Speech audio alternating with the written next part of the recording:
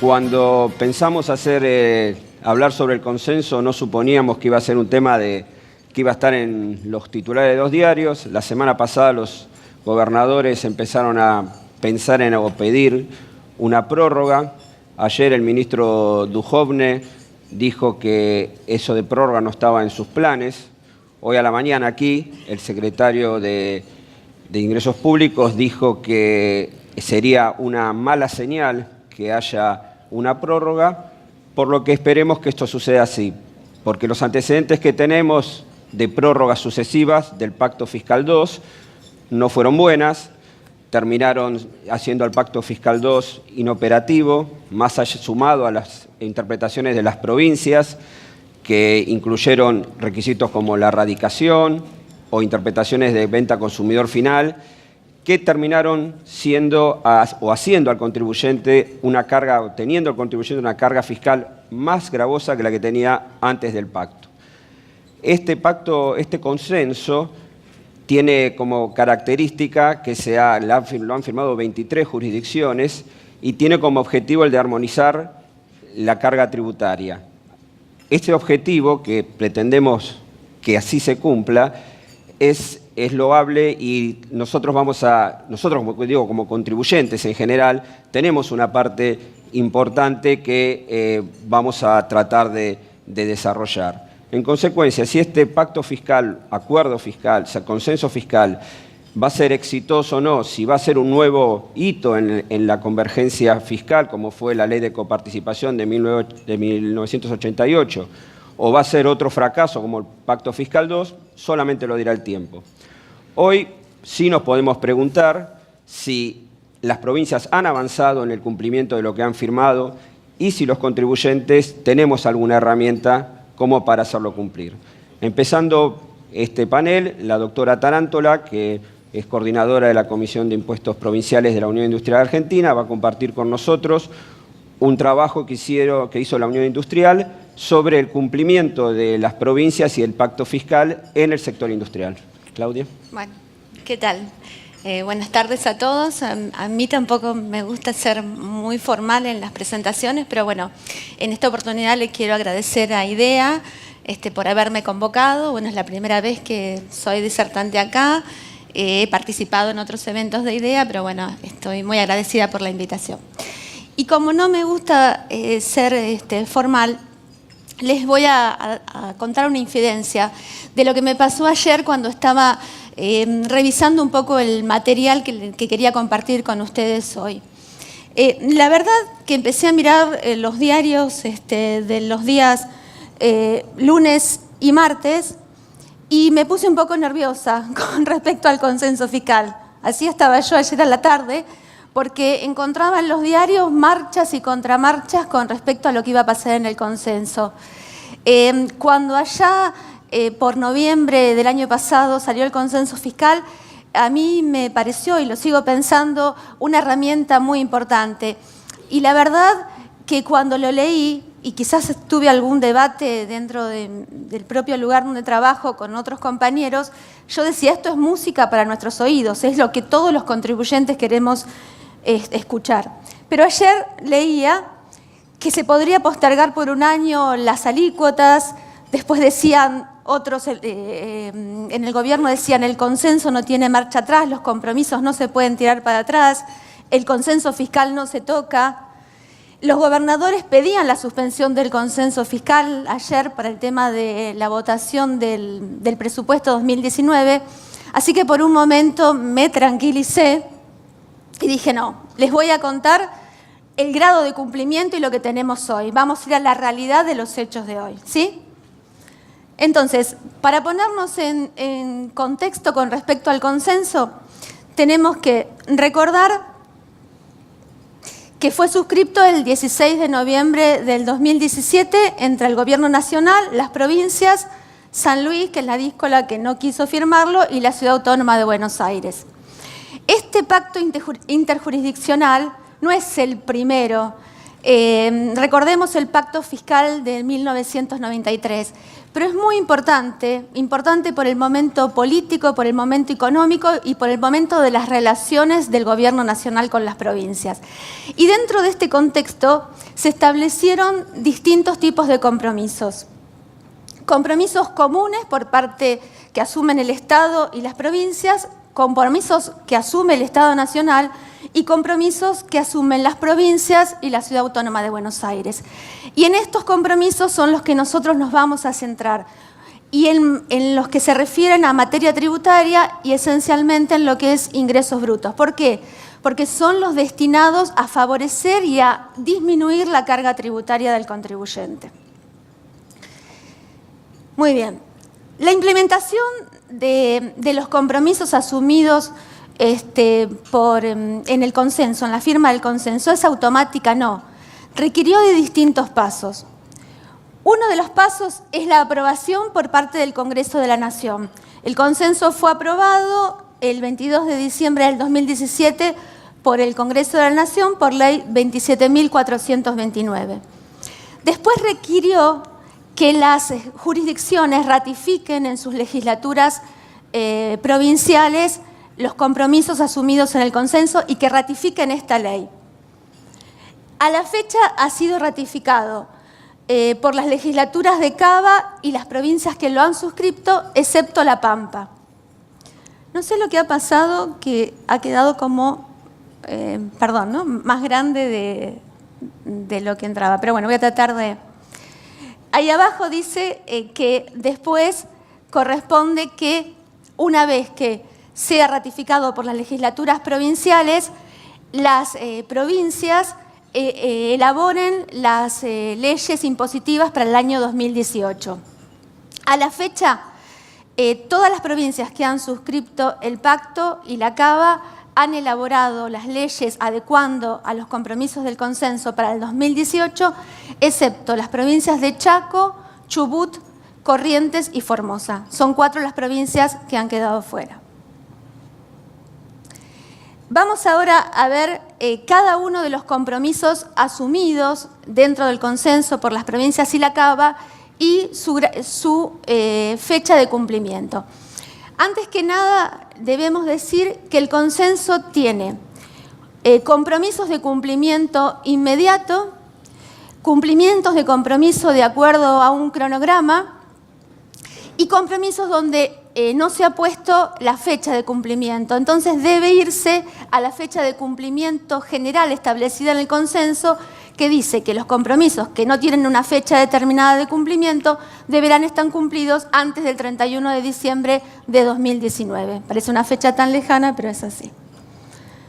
Vamos a ir al primero de los compromisos, que es la eliminación del tratamiento diferencial por radicación de industria. Este compromiso es de cumplimiento inmediato y establece la eliminación de lo que llamamos las aduanas interiores. Recuerden que con el no cumplimiento del pacto fiscal del año 1993, las provincias echaron mano a lo que llamaron industria extrazona, es decir, empezaron a diferenciar aquellos contribuyentes de acuerdo al lugar de radicación de la industria o elaboración del producto. Esto, la verdad, generó una gran litigiosidad entre las provincias y los fiscos, hasta que en diciembre del 2017 la Corte Suprema de Justicia, en 2 fallos emblemáticos, Bayer y Harry Donnelly, estableció la inconstitucionalidad de la diferencia alícuotaria por lugar de radicación. Esto ha sido tomado por el consenso, eliminando esta diferencia de, digamos así, aduanas interiores. Entonces, a la fecha, las jurisdicciones que al 2017 tenían tratamiento diferencial por radicación de industria lo han eliminado. Tenemos 3 casos en los cuales la eliminación no ha sido inmediata, como decía el consenso, sino que ha tenido un corrimiento, que es el caso de Santa Fe, que la eliminación aplica desde marzo del 2018, el caso de Santa Cruz y de Tierra del Fuego, que aplica a partir de este mes, desde julio del 2018. Van a ver que en el caso, bueno, está corrido, no sé por qué se descompaginó la presentación, pero van a ver que Mendoza está en rojo y tiene un no. ¿Por qué? Porque si bien Mendoza eliminó el tema de radicación, diferenciación por radicación de industria, estableció un elemento de diferenciación, discriminación por radicación en la provincia de todos los vehículos afectados al desarrollo de la actividad. Es decir, Mendoza, ¿qué dice? Mendoza dice, la alícuota general para la industria es el 2%. Después vamos a ver que cumple con el consenso. Pero dice, si el contribuyente obtiene un certificado donde la provincia comprueba que no tiene deuda vencida, que tiene los vehículos radicados en la provincia y tiene las declaraciones juradas presentadas en tiempo y forma, puede acceder, según la actividad, a una alícuota menor. Claramente entendemos que esto es una violación al consenso porque está teniendo una discriminación por radicación. Vamos al segundo compromiso, que es el de establecer exenciones y aplicar alícuotas no superiores a los niveles del consenso. Acá el plazo de cumplimiento es un cronograma. Siempre estamos hablando para la industria, ¿no es cierto? Por las alícuotas que les voy a comentar. Un cronograma a 5 años que va del 2018 al 2022 con una alícuota del 2% hasta la exención de la industria con una baja de medio punto porcentual. Este es el cronograma, 2018, 2% hasta el 2022 exento. Estas son todas las provincias que en este momento cumplen con lo que establece el consenso de la alícuota máxima para la industria del 2%. Tienen alícuota máxima del 2% o menos. Pongamos el caso de Córdoba, por ejemplo, que tiene el 1,3%. O el caso de Buenos Aires también, que tiene una alícuota menor. Estas son las provincias, y son las que dijimos al principio que no habían sacado sus leyes impositivas para el 2018, que no han adecuado su normativa al consenso y que tienen una alícuota vigente mayor al 2%. Y también estas provincias tienen tratamiento diferencial por radicación de industria. Recordemos que Chaco es una de las provincias que hoy está juntándose con otras provincias para el tema de pedir la suspensión del consenso fiscal. Vamos al próximo compromiso, que es el de desgravar exportaciones de bienes, excepto en la actividad minera e hidrocarburífera. Este compromiso también es de cumplimiento inmediato. Una pequeña aclaración. Pensemos que, o tengamos en cuenta que el compromiso que dice el consenso es desgravar, que no es lo mismo que esté exento. A diciembre del 2017, la única jurisdicción que tenía grabadas las exportaciones de bienes era la provincia de Misiones, que fue eliminado con vigencia a partir del 1 de enero del 2018. Solamente quedaron como exentas, que quizás habría que revisarlo para que quede desgravado, Cava, Entre Ríos, Mendoza, y aquí puse Salta exento condicional. ¿Por qué? Porque Salta tiene en su código fiscal grabadas las exportaciones de bienes y después tiene, artículo seguido, un artículo que establece que para poder acceder a la exención de las exportaciones deberá hacerse la tramitación de un certificado con un montón de requisitos que tiene una vigencia de 1 año. Con lo cual eso estaría violando el consenso, porque el consenso establece la desgravación inmediata de las exportaciones de bienes. Les pido disculpas porque se ha descompaginado, porque realmente queda feo a la vista, pero bueno, no importa. El próximo compromiso es desgravar las exportaciones de servicios. Acá el consenso no hizo lo mismo que para el caso de bienes y lo puso sin fecha, sin plazo de cumplimiento, con lo cual ha pasado antes del 31, la vigencia va a ser antes del 31 de diciembre del 2019. Estas son las provincias que hoy tienen la misma apreciación para desgravar y para no gravado y para exento, y todavía quedan un montón de jurisdicciones que tienen las exportaciones de servicios gravadas. Vamos al próximo compromiso, que es adecuar el funcionamiento de los regímenes de recaudación antes del 2018. Creo que este es uno de los compromisos que resultan ser un capítulo aparte y de suma importancia.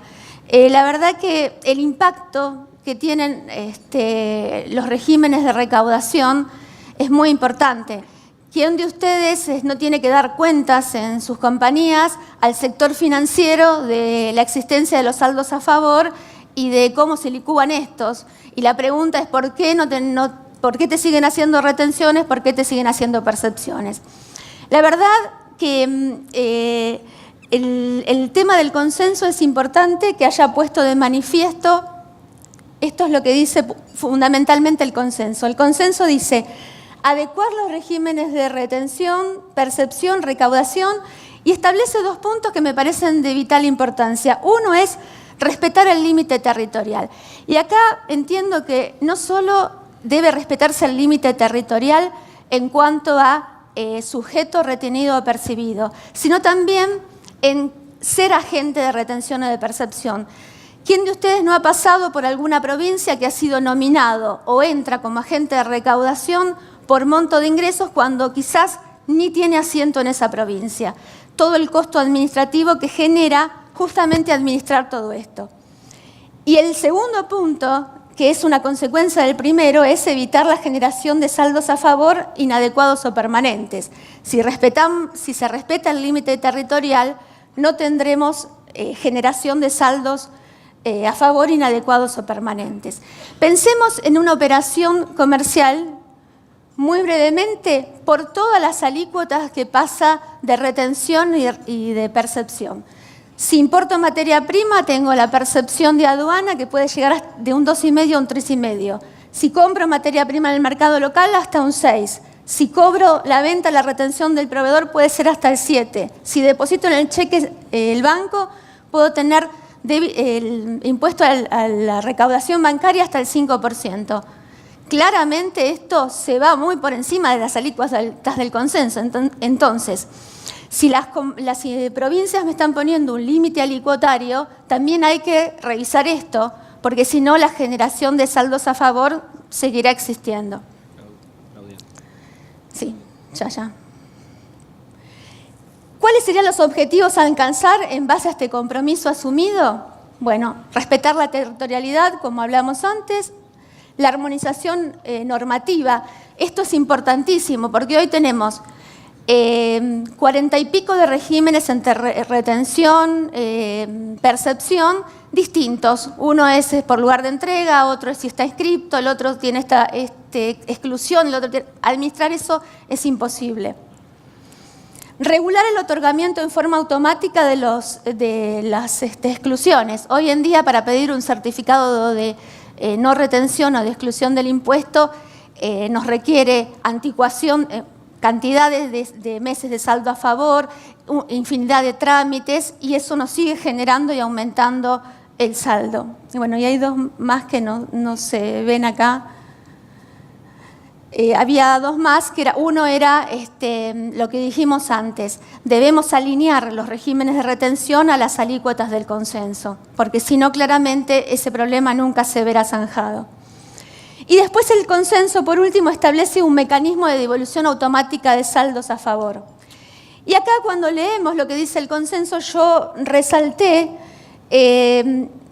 habla de una antigüedad de 6 meses desde la presentación de la solicitud, que en 6 meses nos van a devolver el saldo a favor, pero habla de siempre que se encuentren cumplidas las condiciones y el procedimiento establecido por las jurisdicciones locales para esa devolución. Y ahí ya a mí me empezó a hacer un poco de ruido, porque yo pensé que íbamos a apretar un botoncito, nos iban a devolver la plata y íbamos a ir a cobrar. Y si analizamos, tenemos en la actualidad 24 mecanismos diferentes para solicitar la devolución de saldos a favor. Entonces, ¿qué pasa? Ahí no se ve, pero bueno, hay una licuación del dinero mientras mantenemos el saldo y más en épocas de inflación y de devaluación. ¿Qué nos ha dejado el consenso rápidamente? Yo creo que el consenso es muy importante y es un paso muy, muy importante en cuanto a que corrigió las distorsiones por radicación de industria. Fijó un cronograma tope de alícuotas de exención a 5 años y puede tener también cosas negativas. Los contribuyentes locales vieron incrementadas en algunos casos las alícuotas. Aquel que estaba radicado en la provincia puede haber tenido incremento en su alícuota. Pongamos el caso, por ejemplo, Córdoba, que los radicados tenían un 0,5 y los no radicados un 4. Bueno, hay muchas provincias que están trabajando el tema de la estabilidad fiscal con respecto a los contribuyentes radicados, con lo cual, bueno, quizás eso se vaya morigerando. Y otra de las cosas que podemos poner como negativas es el incremento de alícuota de otras actividades sin sobrepasarlas del consenso para compensar la baja de industria. Y una de las positivas que acá no apareció y que me parece muy importante señalarla es, por primera vez en un documento firmado por los gobernadores y refrendado por las legislaturas provinciales, se pone en el tapete el tema de los regímenes de recaudación y los saldos a favor. Siempre lo estábamos hablando en los distintos foros, en las distintas cámaras, en las empresas, pero por primera vez se pone en evidencia ese tema. Y me quedan las preguntas para hacerme del consenso. ¿Cumplirán los fiscos con los compromisos asumidos? Y veremos, esperemos que sí. ¿Serán eficientes los controles de cumplimiento? ¿Quién los tiene que hacer? Porque en el consenso nada dice quién es la autoridad de aplicación y quién debe hacer cumplir esos compromisos. La Secretaría de Ingresos Públicos se está ocupando mucho de eso, pero bueno, necesitamos que las provincias estén alineadas. Por otro lado, ¿se podrán crear artilugios para saltar el consenso? Crear universos de contribuyentes que realizando igual actividad tributen distintos porque tienen mayor facturación o porque le venden a determinados clientes. ¿La reducción de algunos tributos implicará el aumento de otros? Bueno, son preguntas que nos hacemos y que hoy no tengo las respuestas. Por último, una reflexión. Hay que hablar de responsabilidad fiscal, de inflación y los impuestos. Esto no es negociable. Hay que reducir la carga tributaria. Debemos señalar el sistema de impuestos equitativo, sustentable, con una relación cooperativa entre nación y provincias. Esto no es mío, no lo dije yo. Bueno, no aparece, acá está. Lo dijo el presidente Mauricio Macri el 30 de octubre del 2017, justamente cuando presentó las propuestas para promover el acuerdo nacional en las que estaba en el consenso. Yo creo que el consenso es muy bueno, los gobernadores se han comprometido, es parte del Estado y de los gobernadores cumplirlo y los gobernadores deben honrar el compromiso asumido. Nada más, muchas gracias. Gracias, Claudia. Ahora vamos a escuchar al doctor César Litvin, profesor titular asociado en la Cátedra de Teoría y Técnica Impositiva de la Facultad de Ciencias Económicas, profesor de posgrado, autor del libro, conferencista, conocido por todos. Así que, César. Gracias. Un agradecimiento especial a IDEA y a Carlos Zunkel y todo su equipo que hacen de este evento que sea posible y que cada vez sea más exitoso.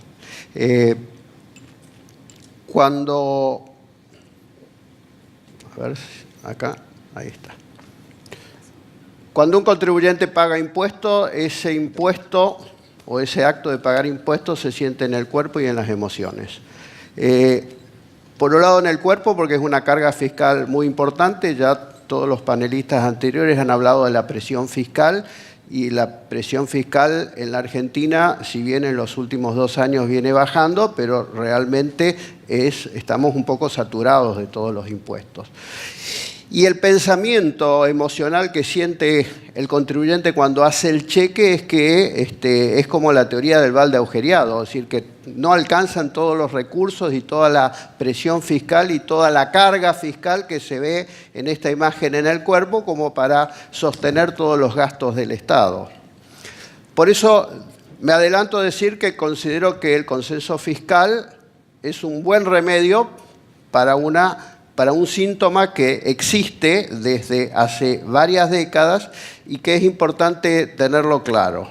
La verdad es que hay una crisis en el federalismo fiscal, hay una descoordinación de las potestades. Acá la nación, las provincias y los municipios tienen potestad para cobrar impuestos y para gastar. Ha habido en las últimas décadas una distribución de recursos sin control fiscal del destino de los fondos. Obviamente quienes idearon el federalismo fiscal no estarán muy contentos con lo que ha pasado en los últimos 165 años con esta distribución de potestades. Hemos notado que el Estado se ocupa de más servicios de los que corresponde y esto hace que aumente el gasto y también baja la calidad de los servicios. Creo que el rol del Estado hay que poner nuevamente en un GPS para recalcular todas las funciones que tiene que hacer el Estado, minimizar las que no corresponden y focalizar en las que son esenciales, indelegables, intransferibles.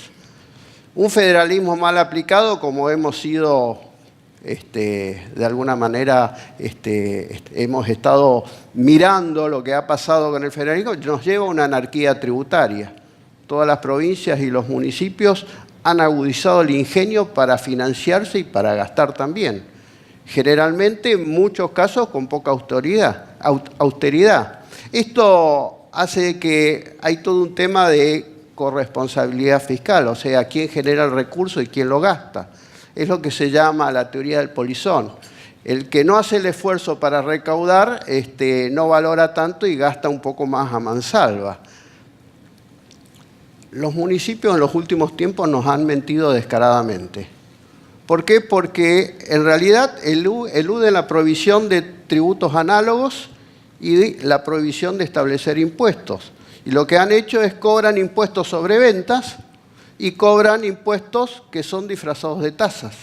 Entonces, la verdad que eso pulveriza cualquier tipo de valor ético. Ingresos brutos. Es el impuesto que no se ve en el precio, pero que tiene un efecto importante. Acá muestro que está en el podio de la recaudación. Después de IVA y de ganancias, lo que sigue es ingreso bruto y representa el 4,1% de la presión fiscal, solo ingresos brutos. ¿Por qué creció la recaudación de ingresos brutos? Fíjense, en el año 1993 representaba el 1,7% del PBI. En el 2016 es el 4,1%. ¿Y por qué creció? Todos sabemos, todos lo hemos padecido, todos lo hemos vivido, cómo fue creciendo ingreso bruto. Porque han sacado exenciones, porque han previsto unos adelantos de impuestos, que son los regímenes de retención, percepción, pagos a cuentas, etc. Han aumentado las alícuotas, han puesto aduanas interiores, han generado alícuotas progresivas por monto de facturación, es decir, que el talento y la creatividad para ir generando aumento en la carga fiscal de estos impuestos locales son notables. Una relación de ingreso y gasto. La nación tiene un 76% de ingreso y gasta el 57%, las provincias tienen un 21% por impuestos propios y gastan el 35%, y los municipios un 3% y gastan el 8%. Claro que en la última década se fue dando una transferencia de funciones a las provincias y a los municipios sin asignación específica, con lo cual han tenido que buscar cómo financiar. Fíjense, para la mayoría de las provincias ingresos brutos es el impuesto vedette, es el impuesto más importante. Representa en promedio, algunas más, algunas menos, el 75% de los recursos propios. En el 2002 representaba nada más el 58%. Y del 2002 al 2016, ¿qué ha pasado? Han ido aumentando. Han ido aumentando esa carga fiscal hasta llegar a un promedio del 75%, que representa el 4,1% del PBI y representa un incremento del 140%. Eso es más presión fiscal, eso es encorvar más el cuerpo del que está pagando impuestos. Teniendo en cuenta que ingresos brutos es un impuesto medieval, en la década del 40 se lo dejó de aplicar en los países desarrollados. Hoy decían que solamente en África hay un impuesto parecido, pero la Argentina lo tenemos vivito y coleando. Lo hemos derogado cuando se creó el IVA en el año 74. A los pocos años fue rebautizado con el cambio de nombre de actividades lucrativas a ingresos brutos. Pero es el decálogo de todo lo que es un impuesto distorsivo, tóxico a la actividad económica, es plurifásico, tiene el efecto de acumulación en cascada, afecta todas las exportaciones porque se exporta impuesto dentro del precio, porque no hay devolución de este impuesto. Desconoce la capacidad económica, si el ingreso es a pérdida, igual hay que pagar ingresos brutos. Tiene diferentes alícuotas para la misma actividad en distintas jurisdicciones y han creado lo que es el régimen de retención, percepción y recaudación que generan saldos a favor que en épocas inflacionarias genera el efecto del helado en la mano en verano, que se derrite. Hay una jurisprudencia interesante en la causa Bayer porque ha determinado la inconstitucionalidad por alícuotas diferenciales, donde la Corte ha dicho que queda en evidencia la discriminación en función del lugar de radicación y declara la invalidez de la pretensión fiscal con importantes fundamentos. Lesiona el principio de igualdad, altera la corriente natural del comercio e instaura una suerte de aduana interior. Por supuesto que perjudica a los productos foráneos en beneficio de los manufacturados en su territorio. Esto es un fallo importante porque es la Corte Suprema de la Justicia de la Nación. El problema de las aduanas interiores, no solo industria, también transporte de cargas. Algunas provincias de las señaladas acá requieren para el tema de transporte que todos los vehículos estén radicados en esa provincia, porque si no tienen alícuotas sin reducción. Mendoza entre el 2,5% al 4%, San Juan al 3%, San Luis el 4,20%, Santa Fe 4,5%, 5%. Esto también es una tomada de pelo.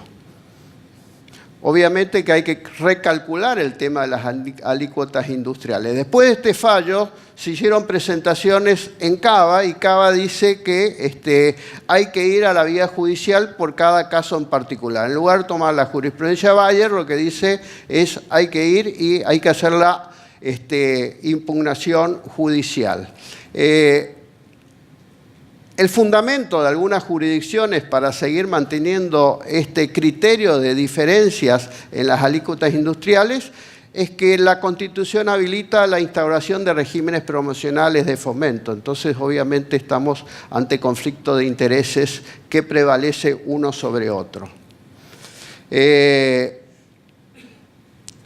Este es un tema donde el ejercicio de actividades y diferentes hechos imponibles en la provincia en relación al resto del país, las provincias dicen que no es discriminatorio, sino que es la verificación de la actividad misma. En el tema del transporte es otro, vuelvo sobre el transporte porque es otro tema que mucha gente habla de las industrias, pero también hay otras actividades. Por ejemplo, no abarca el nuevo criterio, la actividad completa del nomenclador, solo transporte, con lo cual la parte logística, la parte de correo que hacen algunos transportistas no estaría beneficiado por la reducción. En definitiva, en ingresos brutos se redujeron algunas alícuotas de las actividades del anexo, pero, ¿qué pasó? Subieron otras alícuotas de otras actividades. Básicamente, comercio mayorista y minorista repercutió inmediatamente en el precio e inmediatamente en las pymes. Subas de hasta el 66% en relación al 2017 en 14 jurisdicciones hasta anoche. Algunas se puede inspirar nuevamente. Algo que está en los libros de texto, pero ante tamaño desborde de la presión fiscal y de incumplimientos, yo creo que hay que repasar. En un Estado de Derecho no debe confundirse el derecho con el Estado, porque el Estado debe asegurar la defensa de los contribuyentes. Y ahora van a ver por qué digo esto. Y en esto nunca es demasiado, porque la indefensión del contribuyente lleva al autoritarismo y el autoritarismo a la arbitrariedad. Y básicamente cuando se ceden las garantías es difícil saber cuándo se detiene la arbitrariedad. Porque cuando hay abuso por parte del contribuyente hay sanciones graves para el contribuyente. Pero ¿qué pasa si hay abuso de la administración tributaria? para ejercicio del derecho, hay interminables laberintos para el ejercicio de esa defensa.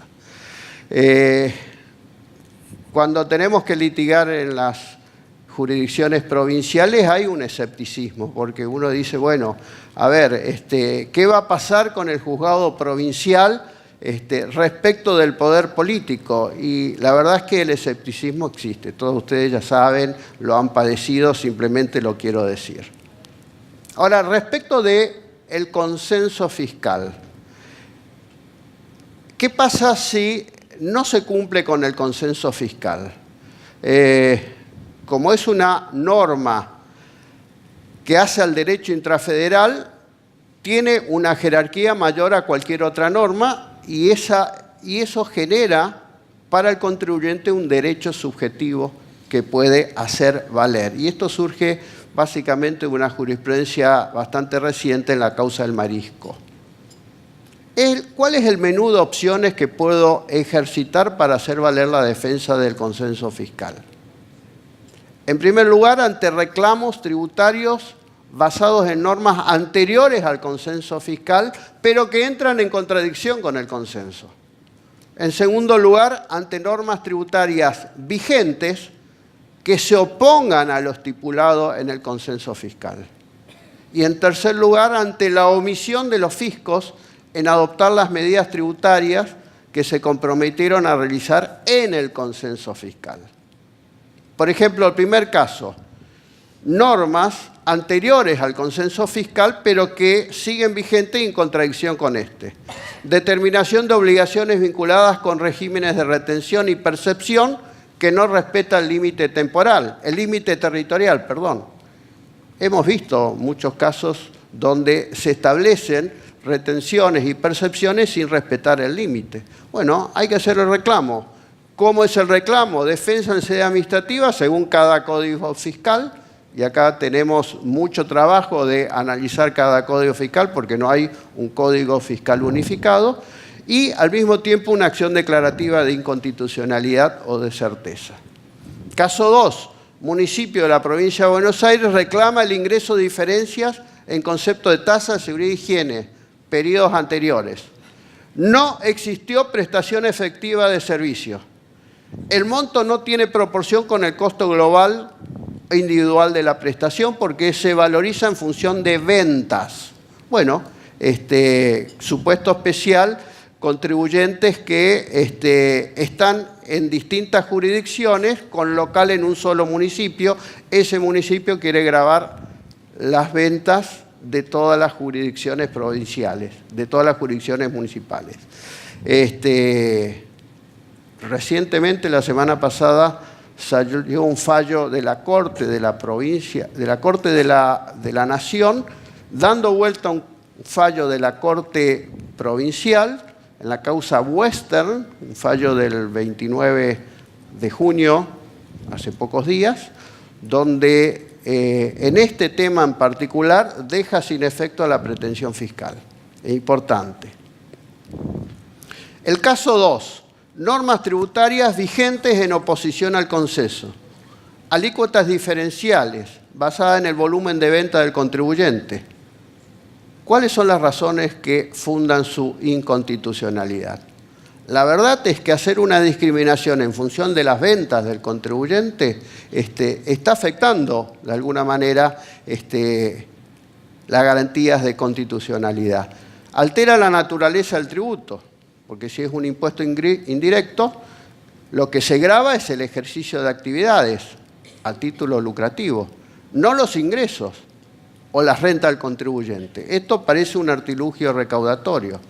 Afecta al principio de igualdad, porque establece una distinción arbitraria, por cuanto el volumen de venta no es una pauta objetiva para establecer una categoría diferenciada de contribuyentes que ejerzan la misma actividad.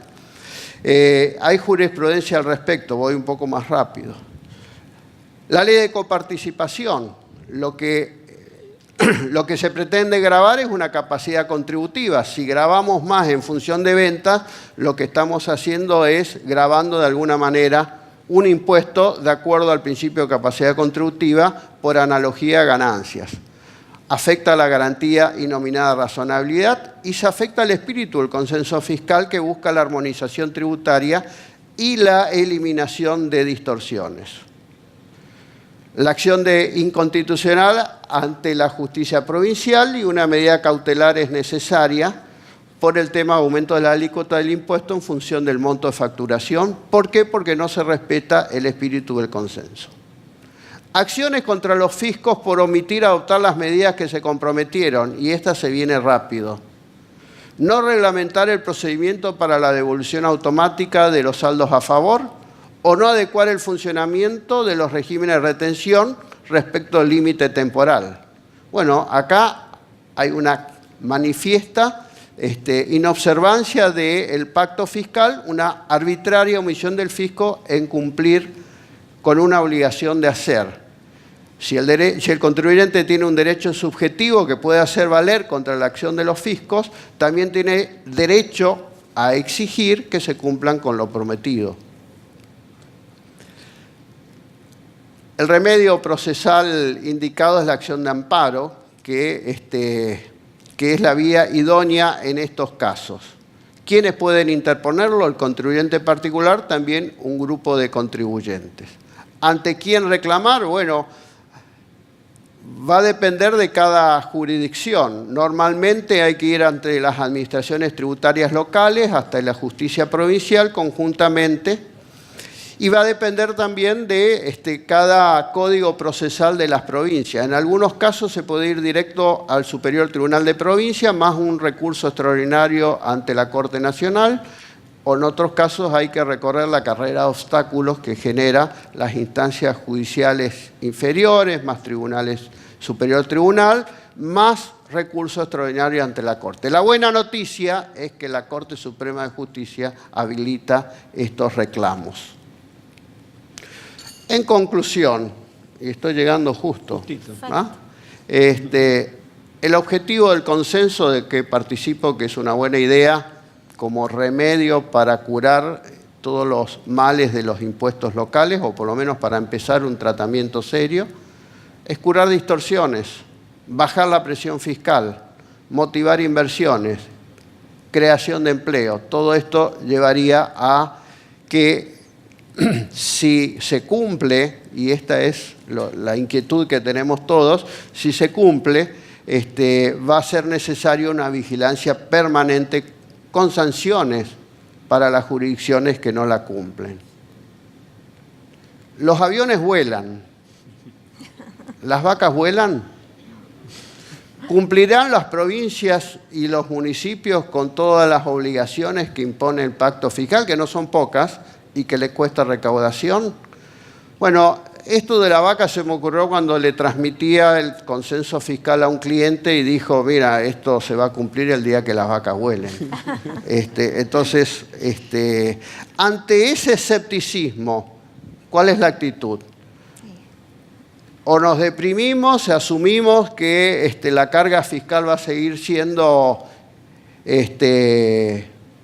importante, significativa, desbordante y no ejercemos derecho, tomamos ansiolítico de noche para poder dormir, o nos ponemos los guantes de boxeo y hacemos valer los derechos. Muchas gracias. Gracias, César. Está el espacio abierto para alguna pregunta. Si no hay alguna, yo simplemente quería hacer una.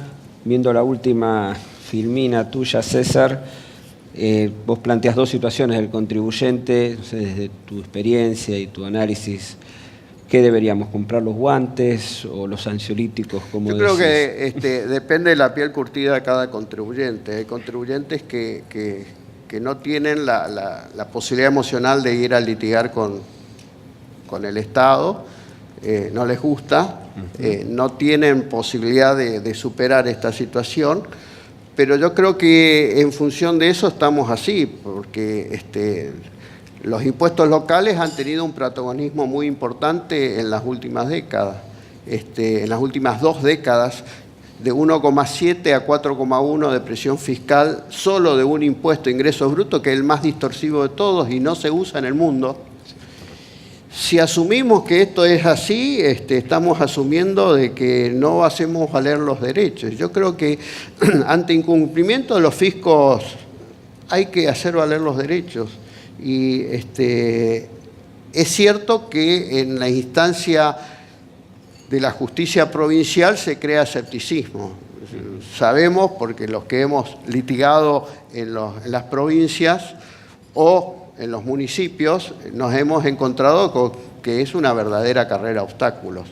Pero hay que superarla porque, insisto, la buena noticia es que la Corte de la Nación es competente para estos temas. Bueno, muchas gracias, César. Les agradecemos a todos. César Litvin, socio de Lisicki, Litvin y Asociados, estuvo participando de la segunda jornada del evento, donde disertó sobre el consenso fiscal con provincias y municipios. En este marco, ¿qué cree que se podría mejorar del sistema tributario argentino? Bueno, esta reforma tributaria reciente es la más intensa, la más importante en los últimos 30 años. No alcanza para lograr el objetivo de ser competitivos todavía desde el punto de vista del sistema tributario, y yo creo que ese es el tema que queda como asignatura pendiente para el mediano plazo.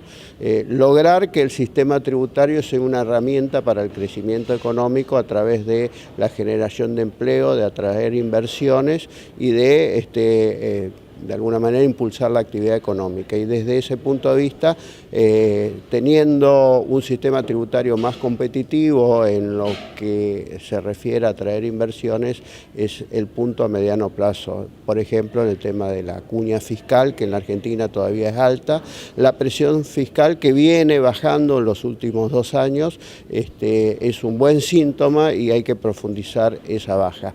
Creo que desde el punto de vista del consenso fiscal es la mejor medicina que se puede aplicar para bajar los tributos locales que hoy inciden mucho en el precio de los productos, inciden mucho en la desmotivación para generar actividad económica.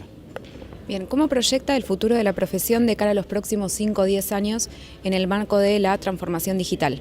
Bueno, la transformación digital viene para quedarse y es una buena herramienta. En algunos casos, profesionales que no entren en esa sintonía van a quedar de alguna manera sin posibilidad de competir con la herramienta de la digitalización, que hoy es una realidad. Es más, la administración tributaria en la Argentina va a digitalizar absolutamente todos los trámites, el papel no va a ser utilizado. Yo creo que va a generar mayor eficiencia en la profesión, con lo cual hay que subirse a ese barco de la digitalización para estar vigente, incluso para mejorar todos los procesos, porque el sistema tributario es tan complejo, tantos impuestos hay en Argentina, casi 100 impuestos, más normas reglamentarias, más procesos, más aplicativos, etcétera. La digitalización nos va a ayudar a prestar un mejor servicio.